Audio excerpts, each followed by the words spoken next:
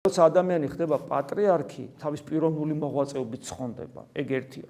მაგრამ მისი თანამდებობა საყდარზე ჯდომისა, ანუ ეს არის უფლის გარემოცვა, ხო? პირადი თითქოს აღარაფერი აქვს. ის მეტყველებს, ის მოქმედებს, ის ცხოვრობს როგორც ეკლესიის ხმა, ეკლესია კრებსითია, არ შეიძლება რომ პატრიარქმა რაბე ისეთი თქვას, ეს ეკლესიას ეწინააღმდეგება. გასაგებია, ეს სწორია. პიროვნული პასუხისგებელიც არის თავის ქმედებებზე, თავისთავად ცხადია.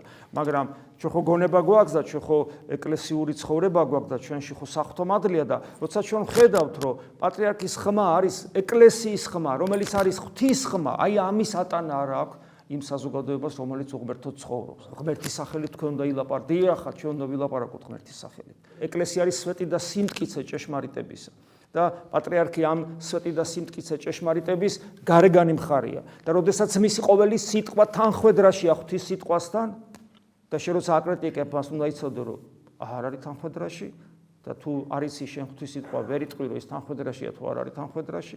უნდა იცოდე ეკლესიის ისტორია, როგორ ავლენდა თავს ეკლესია 2000 წლის განმავლობაში.